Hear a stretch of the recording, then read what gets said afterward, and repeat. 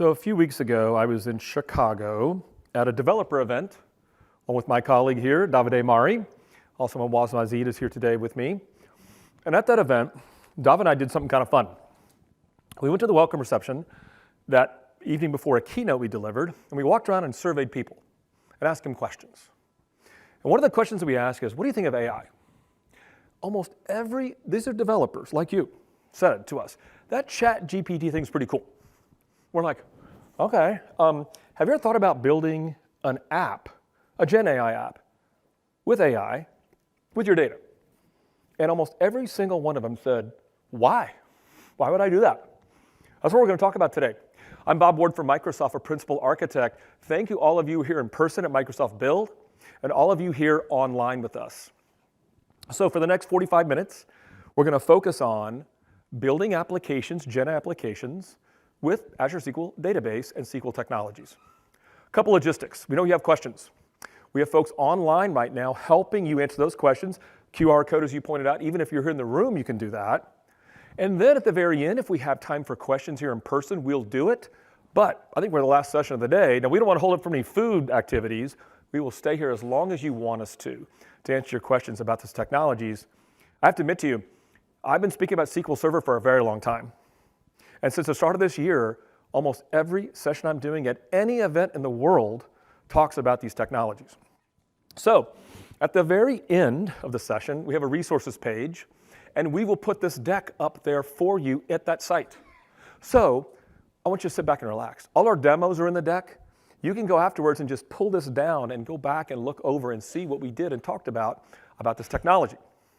So with that in mind, let me start out at what I told these developers why we want to do Gen AI and your data. And it involved, first, better searching, way better searching than what you could do today even inside SQL with things like full text search. So for example, you're going to get better precise answers through a language model with the questions, typically vague questions. Tailored answers is very important. Specific tailored answers to the data that I have, and faster searching based on what models can do today. Now, what about the gen part? Well, intelligence. I don't want to just do searching and get an answer. I want to do searching and get more back than what I asked for. And you're going to see great examples of what we're going to show you today on how to do that. And then interactive. Almost everybody today that is using and building these Gen AI apps with your data is doing it with some sort of like prompt session using natural language. And those are going to be part of the demonstrations we're going to talk about how to do that with SQL in your technology. Now, no pun intended, but let's get grounded on some terminology. I found when I presented this topic before, if I didn't do this grounding on terminology, we would start down the path of showing you deep demonstrations. And you're like, I don't even understand what prompt engineering is or what RAG patterns are. So let's get together and make sure we're all on the same page. Number one, when you do a prompt app, maybe you've seen this with ChatGPT yourself. Better prompts get better responses. So with your data, how do you get a better response with a better prompt? Well, you would build this Retrieval Augmentation Generation pattern. And typically involves you searching on your data. Documents, database data, whatever it could be, structured, unstructured, taking the results of that search and augmenting the prompt from the user with the results. And now you're going to get a better, more tailored, precise, intelligent response from the model. And that's really the basics of it. So we call that grounding. Taking a current trained model that doesn't know anything about your data, doesn't know your expertise, and adding search results to get better responses. Fine-tuning is customizing a current trained model. You can even do both of these things. And we'll talk at the very end of the session about how we can even do that with SQL technologies. Now let's take it a step further with databases. Maybe you've heard this concept called vectors and embeddings. Think about a scenario now where you do that same pattern, but what you do is you have the database use a model to generate something called an embedding based on your data. And then now, with these embedding, you can then take the prompt, send it to the model, and compare the prompt to what you have inside the database with the embeddings. And what's really cool about this technology, that's called similarity searching, is that since SQL already has great searching capabilities for your other data, you can do a concept called hybrid searching. And that's one of the powers of using this technology with databases like SQL. And we'll show you an example of exactly how to do that. Now, When I was building this deck, this slide, I was building these presentations, I talked to Davide and Muazma, and I'm like, I got to be able to explain vectors and embeddings. So this is what I came up with. People have been using vectors or ordered array of numbers to describe things for a while, doing machine learning. But notice here that these numbers are built by humans to train a model. And like in this case for a dog, it could be properties or characteristics of the dog. What's different for embeddings is I'm going to use a language model to do this, and these numbers may not be meaningful to me, but they're meaningful to the model. So for example, the word dog, the image of a dog, or the sound that a dog makes all have similar embeddings. And even a sentence that I use for a dog could have that. So you're like, okay, well, that's pretty cool. So a language model gets all this stuff. How do you know it's similar? Well, it turns out, so using embeddings, we can use something like cosine mathematics. And you can see this example right here, that a dog and a cat are more similar than an apple and a dog. I know it's very simple, but these are the techniques and the properties of what we're going to use to do this great new set of searching to get more precise and more intelligent. So again, I'm going to use hybrid searching. I'm going to use language models to generate embeddings on my data. And then I'm going to use prompts to go get the embedding for it and then compare them together. And then I'm going to use things like cosine searching to make sure and understand how things are similar to each other. And guess what? You can do all of this in SQL. So what are the tools you have? Maybe you've seen something like this before. It could be that you have your data on premises or in the cloud. You have your data, these new vectors in databases. You even have APIs in databases. We're going to show you that, and how to talk to these models. You see here in the middle, services that help service models. And then you saw the announcements here at Build. There's so many models it's hard to keep up with. Here are just a few examples. But you need tools to do all of this. So there's two forms of tools today that we see. One are things that allow you to do things with a little more low-code approach, like AI Studio, or SDKs, like semantic kernel and LangChain. We are going to show you today several of these examples. How to use SQL in scenarios with Azure AI Studio, but even use SQL things like semantic kernel, LangChain, and even do things like inside SQL to talk to models in APIs we've built in the engine. So that's your tool set. So you might be thinking to yourself, like, how does SQL come in and play with this? And we were thinking about how to describe this to you. We feel SQL is a trusted enterprise database where people have their data for decades. So why would you use SQL for AI for apps? Well, first of all, we think that if you put SQL together with all its components, it has deep security, it has familiarity, T-SQL language. It would be great to use that. It has reliability. It has all the things built into either the SQL Server engine or in the cloud to make all your data reliable. And then it's integrated. So we're going to show you a great story where now I can take this familiarity of the T-SQL language and integrate those tools together in a very familiar environment. And certainly it has scale. And in fact, hyperscale is a database offering in Azure SQL that has kind of a bad rap in this sense. Everybody thinks it's one of the biggest databases in the world. Actually now with serverless, you can start up with hyperscale at the lowest scale you need, and then scale up or scale out per your requirements, both for storage and compute. And now offered at the price of a commercial open source database. So we believe hyperscale is a great start to go build an AI app actually with Azure SQL, even for the smallest workloads in the world. So if I think about this story, we need to paint something a little bit bigger and deeper. This all sounds kind of almost very fundamental. So I'd like to bring up on stage Muazma Zahid, and have Muazma start talking about different types of ways you can start building AI apps with SQL, both outside and in SQL. Muazma. So as Bob mentioned about some of the fundamentals, thank you, Bob. You were so good in explaining these concepts. I'm going to talk about 3 things that we are going to go in details and show you a lot of demo for the rest of this session. The first is outside of SQL. So let's say your data is already in SQL and you want to actually make sure that you can take the best from Azure AI services, all of the things. How can you do that? That's the first part. Second is you don't want to do that, for example, for any reasons, be it compliance, security, any of those reasons. Then you want to do that within the SQL system. So using SDKs, LangChain, all of the fun stuff. We will show you demos using Ollama, running local models. So some exciting stuff coming up. And last but not least, like how to actually call external REST endpoints directly from SQL engine. So we have this feature called SP invoke REST endpoint. It's a stored procedure. It went GA last year. And as part of that, you can call any external REST endpoint. Currently, we allow a lot of Azure resources, so any Azure AI models, OpenAI, anything. And then you can store the data back in SQL. So you really don't have to do anything outside of the SQL. So when we were thinking about the flow of this session, I challenged Bob that why don't you, and you're a SQL person, right? I am a SQL person, yes. Yeah, so can you, and it's challenging for you to go outside of SQL. I mean, sometimes, yeah. Yeah. So I challenged him to actually build something, a demo for the first part. So can you show us how to do that? Yeah, I love all this pattern here. And by the way, we're going to show this later on, but those two resources are important, right? Yes. At the very top right-hand corner, Muazma's team has everything you need in that first link about all the different ways we're talking about, plus so many different code samples in the second link. So one of the examples is this. And Muazma was very challenged, like, how am I going to use these services? So what Muazma taught me is, Bob, you need to start with Azure AI Search. So if you think about SQL as a data source, on premises or in the cloud, Azure AI Search allows you to go build an index. You build indexes before with SQL all the time. This is a new kind of index specific to Azure AI Search. So I can extract data from my existing SQL, build an Azure AI Search index, and here's what's really interesting. We talked about embeddings, right? I can actually use Azure OpenAI services as I build the index to apply something called skills. One of those is embeddings.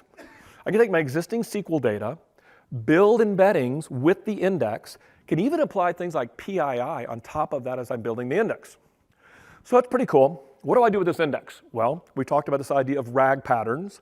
I can actually take a prompt type application against Azure OpenAI service with an Azure AI service model, using my index now as that data source I talked about from the RAG pattern. And I can get search results from it and get a better response back to the app. And I'm sure you're going to want to make changes at some point. So this process involves the ability to get incremental changes to build the index. We're going to use change data capture, actually in SQL. You can go back to SQL 2012 and do this if you wanted to. Or you can use Azure SQL Database, which is all built into the service. So Muazma, this is how I sketched it out. Yep. Once I show you a little bit how this works. Let's see it. OK, so what I'm going to do is I'm going to first build this index. I've got an existing SQL database that's got product data, like descriptions of products, categories, pricing, et cetera. And my goal is to quickly, low-code way, build kind of a chat app to go ask questions, natural language questions against this data. So here's what the index looks like. I went in and built the index. And as I built it, I went in and picked the fields that map to my columns in a table I've got in my database. So let me show you what that looks like. So let me pick these fields here, and you'll notice things that look familiar. Again, product name, URL, description, et cetera. But look at this field here. Using the skills, I built an embedding in the index based on the description column. That's a bunch of text about the description of these products. That's great. So how did that actually look like when I actually built the index? If you go look here, there's also a vector index size. You can see, does my index actually have embeddings inside them from a vector perspective? So if you go over here, we have something called an indexer. That's like a result of the index being built. And if you look at the indexer, you can get more details about, OK, what is actually in the indexer that you built?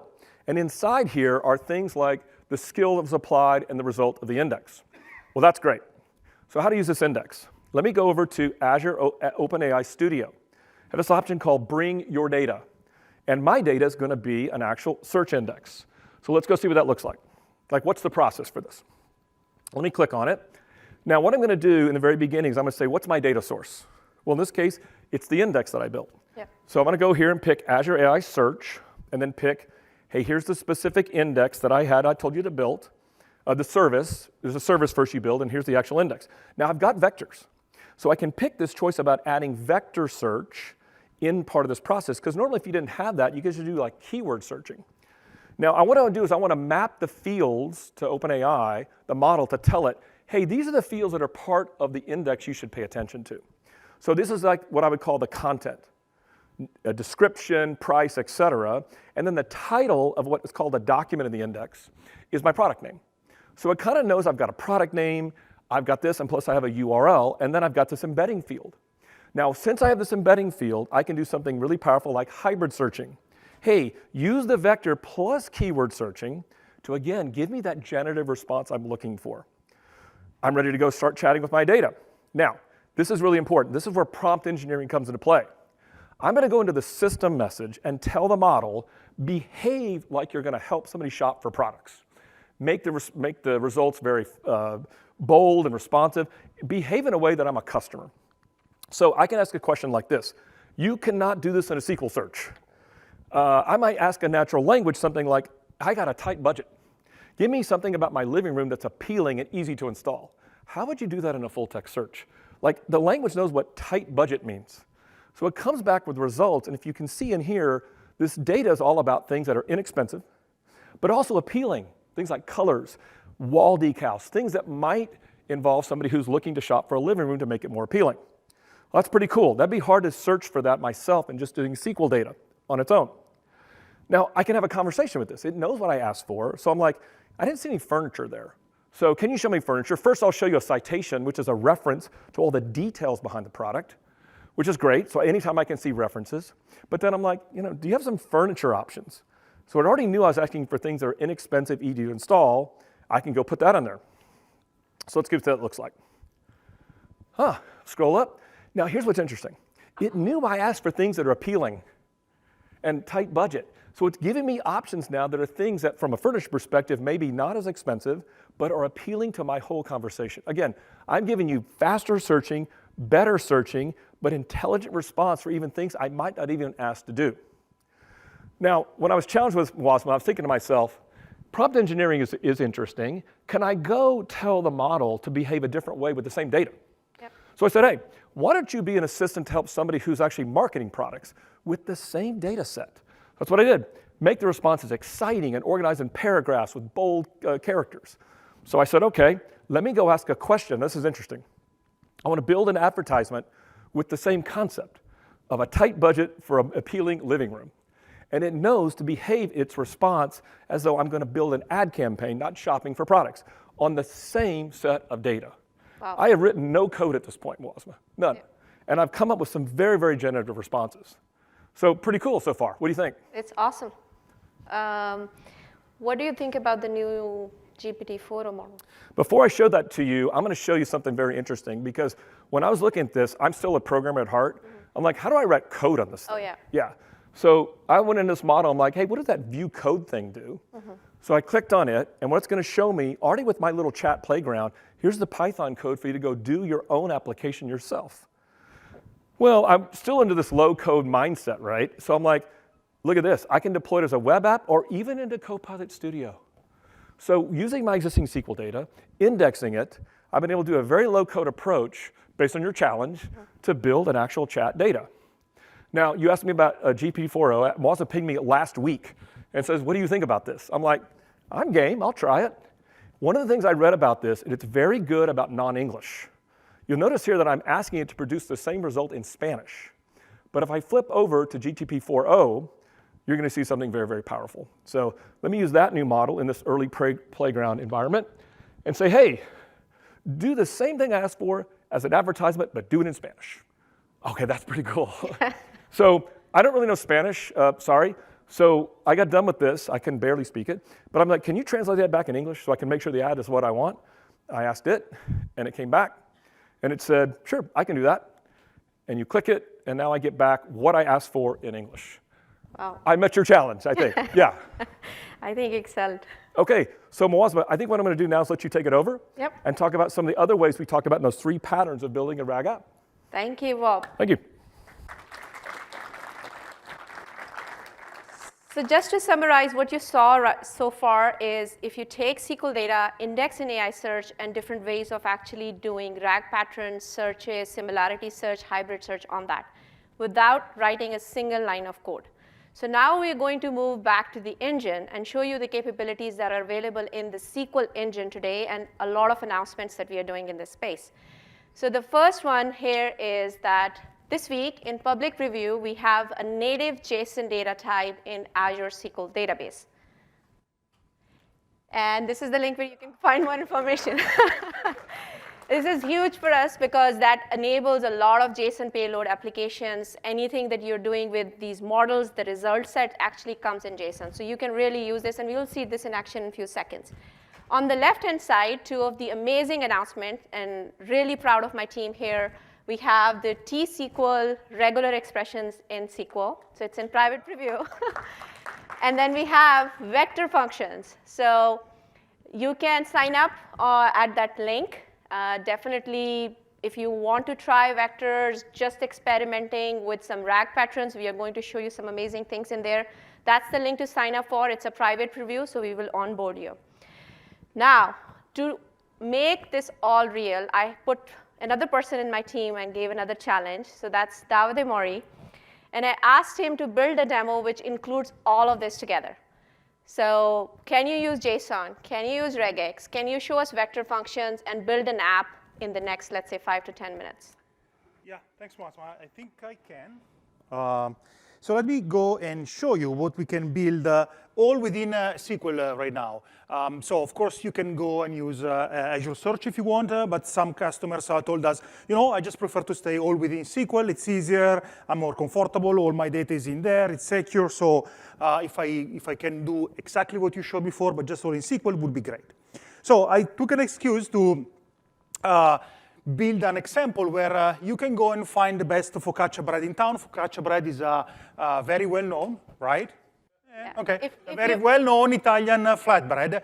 And the particularity is that, well, first of all, it's quite hard to spell or to say, but also it's not something you can find advertised anywhere. You see places that do pizza, you can see bakeries, a lot of stuff, but if you really want, if someone is doing this kind of bread, you have to go and read the reviews, which, if you have a lot of reviews, may be time-consuming. So that's where, for example, vector search and similarity search and semantic search all come to rescue.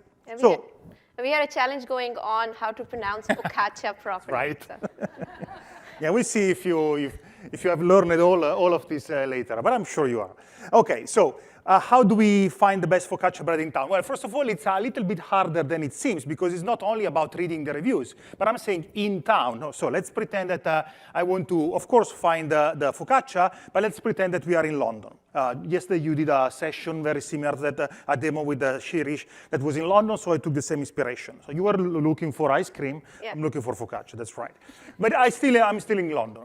So I need to also find that something that is at walking distance, right? London is big.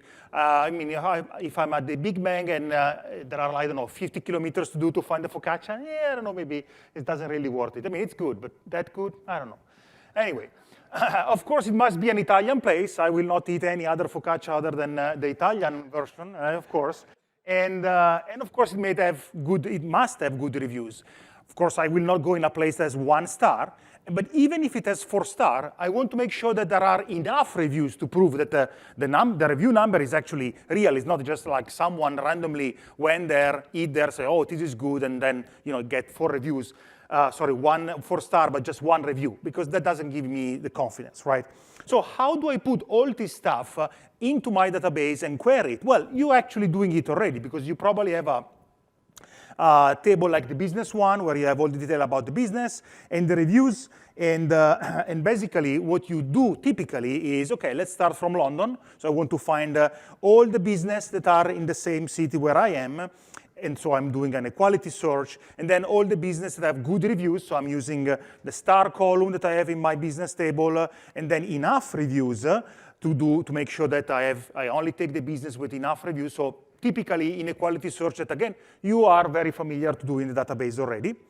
And then you start to play with some of the new stuff we just released. Like the categories are like somehow comma separated, but not really. So you probably want to use a regular expression to make sure that you find all the Italian place, no matter if the categories are split by pipes or other commas or whatever other character.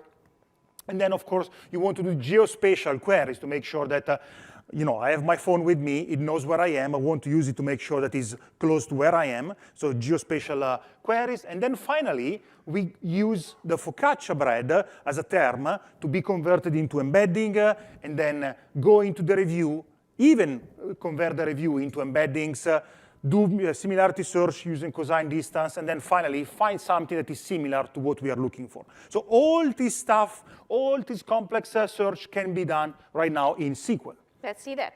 Yeah, absolutely. And I have also a decent number of rows here. I have 200,000 business and 8 million reviews. So it's not bad.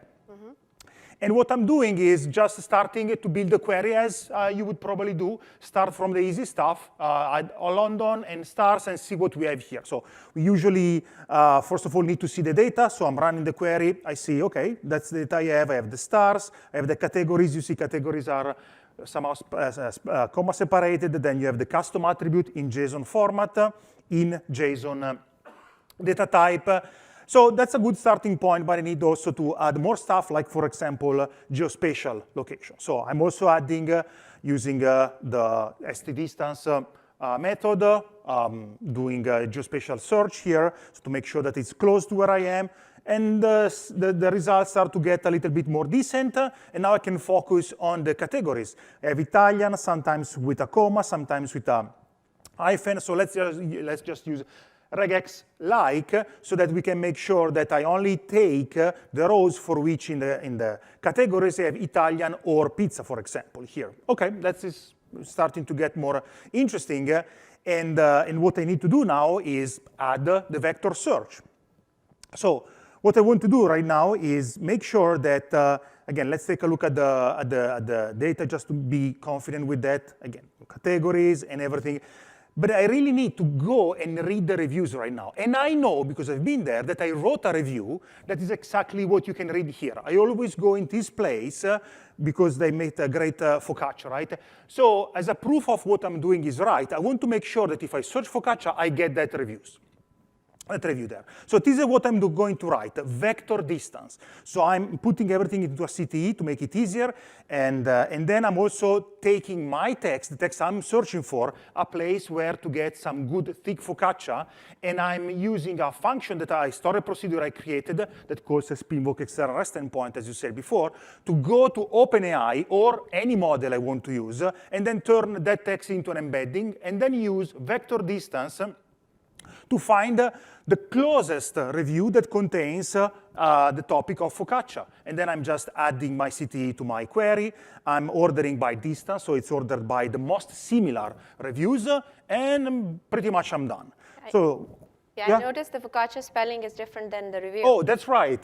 So I want to, since it's hard to spell it right, I just want to make sure that I get the right reviews, even if I'm not really sure about how to spell the word. So let's see if it does, if it works. So let me run it. It's 8 million rows. OK, it's returning. It's just a few seconds. That's great. And hey, yeah, I noticed place. Those are the good one, the one that do good focaccia. So I have the stars, I have the geographical distance, I have everything.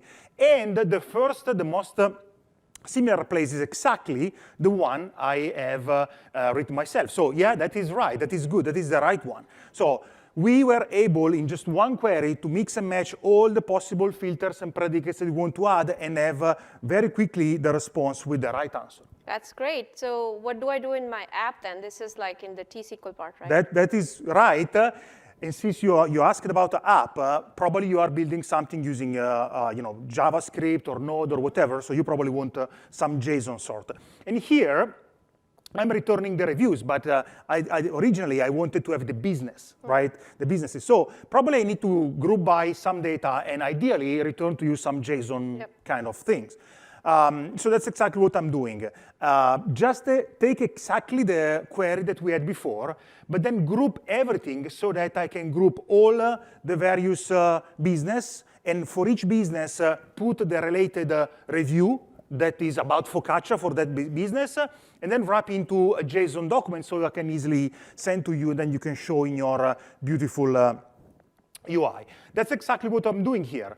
Using the new function JSON array aggregate, I can aggregate data, build a JSON array, and then return it as a part of my result set. So in just one line of code, I can do what before I had to do in many more, and now it's super easy. I have 3 lines of code, I have 3 lines of result, and I've grouped the reviews into JSON objects that are super easy to be manipulated by your frontend, for example. So that's what we can do today. It's JSON, regex, vector, all the stuff, and focaccia, of course. So. You really delivered on this.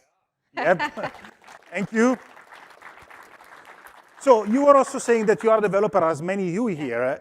We don't really use T-SQL. I mean, we do, but we usually do Python, C#, other stuff, right? So there is anything else I can do to convince our developers here that actually they have to start to use this feature that we have built? Yes, so Yeah. we have a bunch of few announcements in that space. Oh. So do you want to cover the re-ranking Man, stuff? I forgot about that, because this is shiny new. We added this slide like today, because one of the questions I got in the last demo we did is, okay, what you showed is great, but my bosses and my colleagues are all talking about re-ranking. What is that, and can you do that? Yes, of course. So re-ranking is basically nothing more than taking the exact query I already executed before, but then you also want to search and make sure that if you have spelled the term correctly in this case, you actually have even higher results for that specific review that contains the right content. So you want to use keyword search using a very common algorithm is called the BM25. We had it since ages in our function called free text table. So you can do full text search and return the rank based on how many times that topic or that word that you are searching for is in the text. Then you can also do semantic search using vector distance. So you see I have two cities here. I've split the query to make it easier to be visible in the slide. And then you can put everything together using a very simple algorithm that is called a reciprocal rank fusion that just makes sure that it takes the rank from the full text, rank from the semantic search, and then favor those who are in good places in both of these result sets. So this is something easily that can be done right away. You don't need to have any specific function, and can help you to even get better results. But back to my question right now. So what libraries I can use if I just want to do not with T-SQL but with Python or .NET or other? Yeah, so we know our developers are currently using LangChain, Semantic Kernel. So we have integrations with both of them. We are working on Semantic Kernel is available today. So as soon as you enable your private preview with vectors, you can start using Semantic Kernel, and LangChain is also coming. You should watch out in the next few weeks. And then we also have integration with Entity Framework. So we are available as a connector for SQL. And this works with SQL Server as well. So it's the same connector that you can use for SQL Server. So you're saying that with the Entity Framework, I could write exactly the query I wrote before, but just using link queue and all the usual stuff that you normally do? Yeah, with your favorite framework. Oh, that's so cool. It will work in your app. That's interesting. Okay, Awesome. Cool. Well, that's all I got for you. Thank you, Davide. So what you saw so far is what's available today. And we wanted to end this last 12 minutes or so into what the future is looking. So at this conference, you saw Satya talk about the new series of these small language models. So as these models, they can be downloaded.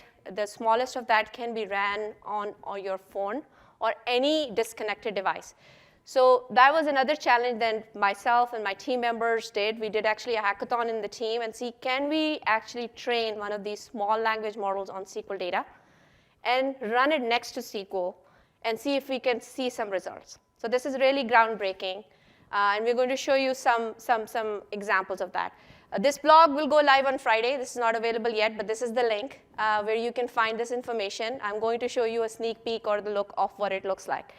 So before I go into the demo, I want to mention that there are many different options for the small language models. I'm using Phi-3, which is the Microsoft announced. And this week, we have another one, a Vision one, that I'm going to try right after this conference with the same code. And then why do you want to consider these small language models? This is a question we get from customers. Is the total cost of ownership, sustainability, optimizations that you want to do to code, and then the things like what Bob talked about, RAG versus fine-tuning. So RAG would work, I would say, 95% of the time for most generic use cases. But what if you have a very specific use case on healthcare data, where you have the proprietary data that you want to train your model on, and you don't want to send that to an LLM? So we can do that with these small models. And you can do it with medium size if you have the compute and the resources to do that. So what does that architecture look like? In the demo that I'm going to show you, I took SQL documentation. I stored it in SQL database. I ran a compute node, just running a Python notebook, took all of that data and fine-tuned 𝗲3 model on that data. And this will, again, the notebook will be available by the end of the week. Once you do that, you have a trained model. Now, how do you host it? So there's this orchestrator or an engine called 𝗦𝗲𝗀𝗀𝗀 that works really well with 𝗲3. And I'm going to show you how to set that up. Once you have it running, it's literally like running on Docker on the background. And it makes it run 𝗦𝗲𝗀𝗀𝗀 model name, and it's available. Once that model is available, you can run a web UI on top of that, and it will give you a very similar ChatGPT-like experience that I'm going to show you. Once that experience is there, you can start chatting with it. You can ask questions and then see the results, like you do with any chat application. So let's see that in action. So 𝗲3 came 2 weeks ago, I believe, right? So there's no way the 𝗲3 general model has information that in this week at build, we are going to announce vector functions. You agree with that, right? So this is the output of the web UI that is running on the fine-tuned 𝗲3 model. So I'm going to run this video. I'm going to select the model from the top. And this is my fine-tuned, very creative naming there, DB fine-tuned model. And I'm going to ask, does Azure SQL support vector functions? And this is actually taking from the fine-tuned data that I told the model that, yes, we are announcing it this week. And by the way, you are a friendly Azure SQL Database assistant. So this is like you can give it character. You can tell it what you want to be. And then imagine this use case in your applications, be it healthcare data, any other data. So this is where we want to really all of you to think about where you can take your data to the next level for the chat applications that are running. Now, how to do that? That must be a question. There's a notebook that will be live soon. But this is the main function which runs the training process. I'm using the transformer models here, the transformer library here. And then I'm using the PEF technique. So that is a technique that you can use. It comes with a lot of different variables, and then you can set up depending on your data size. My data size was really small because the documentation is not huge. But depending on how big your data size is, how tuned you want to be, how much batches you want to run, we can talk in detail about this if you have more questions. And then you run this train model, and then there's another command called save model. Once you save the model, it stores that model, in this case 𝗲3. These are the output files that it creates. The most important file there is the adapter config and adapter model saved answers. That has the added information of the things that you trained it on top of the base model. So once you have those files created, this is what it looks like in 𝗦𝗲𝗀𝗀𝗀. You have to create a model file. You can see that I'm taking a 𝗲3 mini 4K instruct. You can take this from Hugging Face. And I'm taking a GGUF format. It's a specific format. We don't have to go into a lot of details here. Now, I am saying take that model, but add my fine-tuned adapter file, which is the one that you saw in the previous step. And then a bunch of other settings. And as you saw, as a system prompt, I'm telling 𝗲3 model to behave as a friendly Azure SQL Database assistant. So that's why it knows that when you're asking questions, it has to be friendly and do those things. And then some other settings like top K, temperature, top E, how creative you want the model to be, because these models can get really creative with the data. So setting that to be maximum, 1 means most creative. But then top K and top E, I'm on the conservative side. So that's it. So that's all with 𝗲3. And I want Bob to tell us how we can actually use Copilot to be better using SQL. Yeah, there was an announcement today, right? Arun made an announcement about a public preview for that. But first, I just thought of something. I was sitting down. We need a new slogan. SQL knows AI. I like that. I think we should SQL knows AI. Thanks, Muazma. Appreciate it. Thank you very much. Awesome. So let's finish a little bit today talking about Copilots. That's the entire discussion today, right, in the keynote. I'm going to give you a little bit of flavor of what we're doing in this space for Copilot, but I'm also going to make a tease. You have to make a tease in another session you're doing. Tomorrow morning, Shirish Toda, my vice president, Azure Databases, I'm going to be with him tomorrow at 8:30. I'm going to go a lot deeper into this Copilot space. Two major things that we're providing with Copilot that just landed in public preview. Number one, a self-help experience, and number two, natural language to SQL experience. Both are amazing. The self-help experience, in my opinion, is an industry differentiator. There is no one taking the context of a database with the deep metrics that are already in the SQL engine and helping you solve problems live with what's going on in your system. Let's just do a tease and show you what it looks like. So I've got an Azure SQL database, and I'm tasked with figuring out a performance problem for this database. You all know performance problems are vague. Nobody usually knows exactly what to do. So I'm going to ask Copilot in this particular case, in the context of my database, show me the worst performing queries for the database. I'm kind of like skeptic here, right? I want to say, like, what's the worst ones running out there? It's going to come back, look at the telemetry in the query store in my database today, and say, hey, here's actual queries that are consuming a lot of CPUs with other statistics about the particular query. I'm like, okay, well, you know what the query hash is. You even know the text of the query. That's interesting. This is the one you should focus on. Already, I am solving problems in minutes that took a long time to figure out. Now, I'd like to know how to solve the thing. Could be missing index, could be something called an anti-pattern. I'm just like, hey, can you optimize it for me? So I'll click the button. It'll go take a look at actually the query that's involved now in the context and say, I did a little bit of investigation in here, and I found that, you know what, there is no missing index here, but this is interesting. This is so hard to do today. It detected something called an anti-pattern. I've written a query that, because of the way it was written, can't search an index, use an index seek, because the type mismatches from my query to what's in the database. I'm telling you, I've been doing SQL troubleshooting for 30 years. It is extremely hard to find a problem that quickly at that type of pattern. And that is just one example of what we're doing as self-help. There are already 40 plus skills already built today in the public preview for you to take the context of your database and go drill in and find problems like this. So natural language to SQL is the other example. So let's show you that. Now, I'm sure all of you are just really great experts at building really, really deep queries. One of the things SQL is hard to do is do hierarchy searching. So I'm like, hey, Copilot, can you build a query based on all these tables, which it knows the schema and the key relationships? I want to do something like this. Can you build me like a hierarchy? Let's see what it does. Oh, this is moving average example. Sorry, that's tomorrow. That's a tease for tomorrow. Sorry. But moving average, can you do that? I mean, that's a really bit difficult thing to do, just write a simple T-SQL query. So I'm like, I want to do a moving average with cumulative sales for each product category ordered by date. It's going to go generate a comment for me what it's doing, and then show me the actual SQL query itself. I'm going to tell you right now, even SQL experts take a while to go figure out how to build this correctly and perform it. And Copilot, with natural language of SQL, can look at your schema and key relationships and build accurate queries that perform very, very well. So let's go see and drill in, and let's go run it and see what happens. Today, the experience is in the query editor in the Azure portal. You can take this query and go put it in your favorite tool and run it from there. Just two examples of what we're doing with self-help and natural language to SQL, which I believe you as a developer can help you save so much time in building SQL applications. Copilot is a great example of an actual Gen AI application that we built using language models.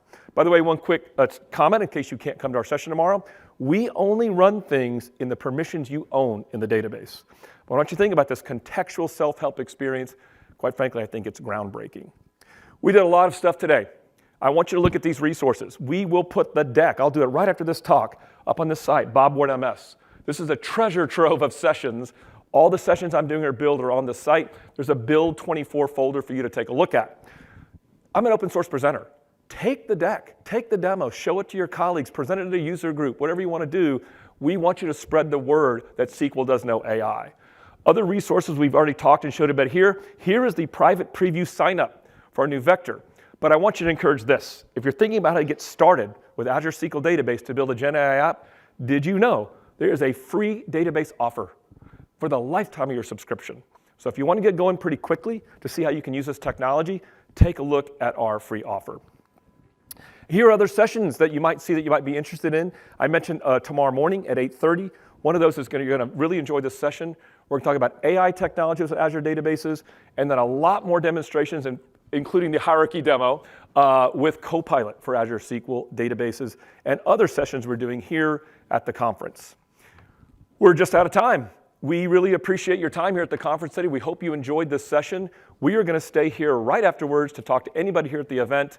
Enjoy your rest of the time at Microsoft Build.